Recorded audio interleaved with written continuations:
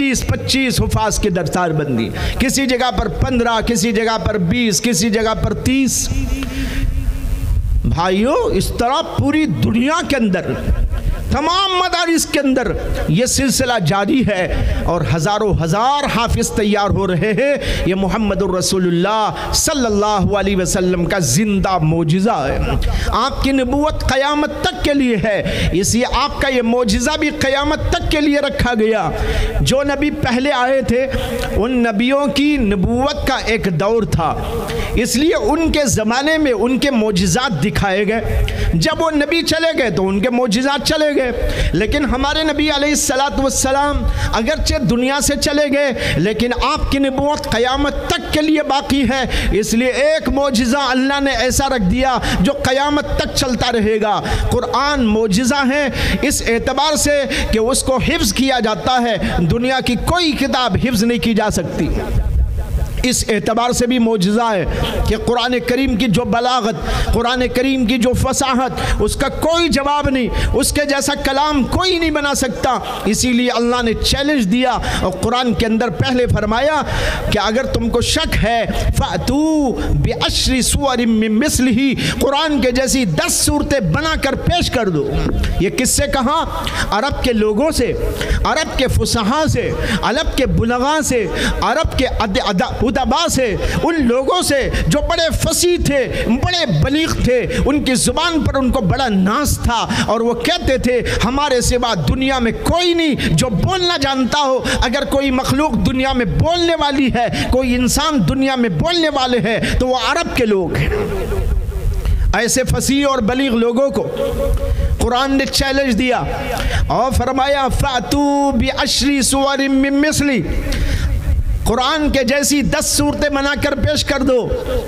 अगर तुम्हारे में हिम्मत है, तुम तो अरब वाले हो, बड़े फसी और बलीग हो, बड़ा तुम्हारा डंका बज रहा है और तुम खुद अपना डंका बजा रहे हो, लो कुरान करीम का जवाब लिख के ले आओ, इसके जैसी 10 सूरतें बनाओ। सारी दुनिया अरब की आजिज़ आ गई। वो फुसहा, वो बुलागा, वो उदबा, वो मुकर्रिरीन, वो खुतबा, सब के सब आजिज़ आ गए। उन्होंने कहा इसका जवाब हमसे नहीं हो सकता। कुरान ने कहा,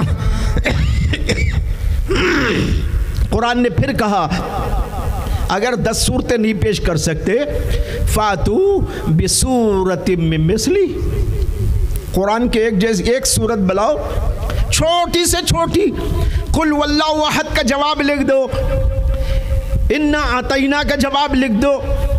अल्लाह के नबी सल्लल्लाहु अलैहि वसल्लम पर जब कुरान की ये सूरत नाजिल हुई, इन्ना आतैना कल कौसर, 3 आयात पर मुश्तमिल है। इन्ना आतैना कल कौसर फसल्लि लिरब्बिका वनहर इन्ना शानिअका हुवल अबतर। अल्लाह के नबी अलैहिस्सलातु वस्सलाम ने उसको काबतुल्लाह पर टंगवा दिया, लिखवा कर, इस चैलेंज के साथ कि अगर किसी में हिम्मत हो तो इसका जवाब लिख दे। बहुत दिनों तक वो सूरत लटकी रही, कोई जवाब नहीं। एक शायर बहुत बड़ा अरब का वो उठा और उसने इतना कर दिया कि 3 आयतें पहले मौजूद थी, इन्ना आतैना कल कौसर, ऐ नबी हमने आपको कौसर यानी हौज़े कौसर अता की है या खैर कसीर अता की है। फसल्ली लिरब्बिका वनहर, लिहाजा आप नमाज पढ़ा करें और कुर्बानी दिया करें। इन्ना शानिअका हुवल अबतर, आपका दुश्मन ही बेदुम होके रह जाएगा, बे औलाद होके रह जाएगा, आपकी नस्ल चलेगी, आपकी नस्ल दुनिया भर के अंदर फैल जाएगी।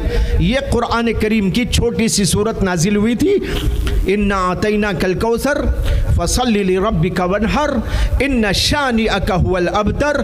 उस शायर ने एक जुमला बढ़ा दिया, मा हाज़ा कौलुल बशर, ये किसी बशर का कलाम नहीं, ये अल्लाह का कलाम है। तो बड़े बड़े शुआरा आजिज़ आ गए।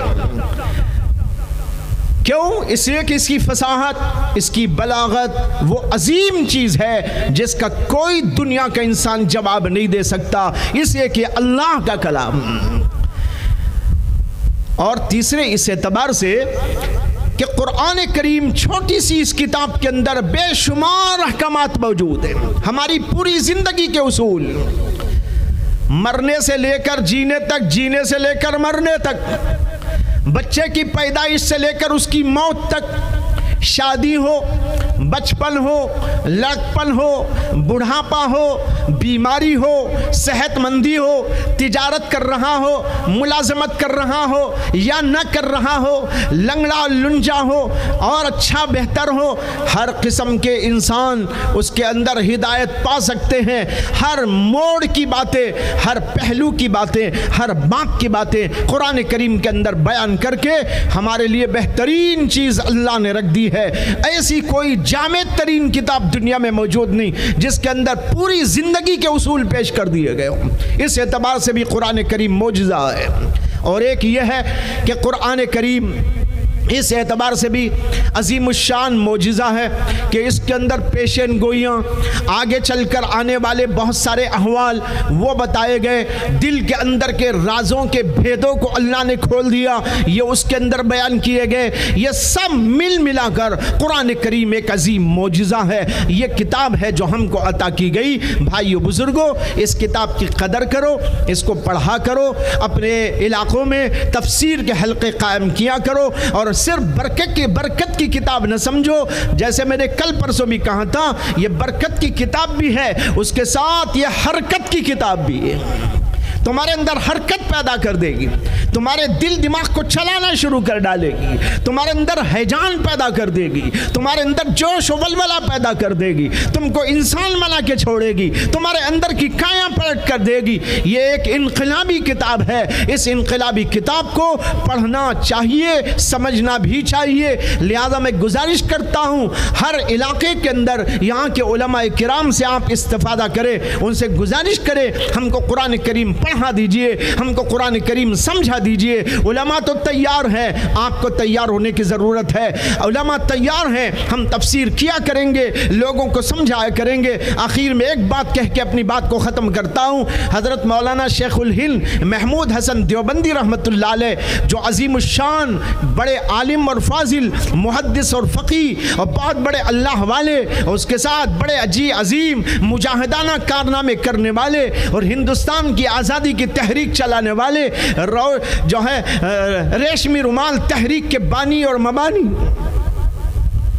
उनको अंग्रेज़ों ने हिंदुस्तान को आज़ाद कराने की तहरीक चलाने की वजह से माल्टा की जेल में कई सालों तक डाल दिया था। उनको भी और उनके साथ उनके रुफ़क़ाए किराम को भी। ये हज़रात हिंदुस्तान के अंदर तहरीक चला रहे थे, हिंदुस्तान को अंग्रेज़ों के चुंगल से आज़ाद कराने के लिए। ये थे वो हज़रात जिन्होंने अपनी कुर्बानियाँ दी हिंदुस्तान को आज़ाद कराने, जिन्होंने कुर्बानियाँ दी हिंदुस्तान को परवान चढ़ाने, जिन्होंने कुर्बानियाँ दी हिंदुस्तान के जो है हिंदुस्तान के जो है गेसू को संवारने और बनाने, उसको ज़ेब व ज़ीनत देने। बड़ी बड़ी तहरीकें चली और बड़ी बड़ी सूबतें बर्दाश्त की, कैद व बंद की सूबतों में पड़ते रहे, जान की कुर्बानियाँ देते रहे और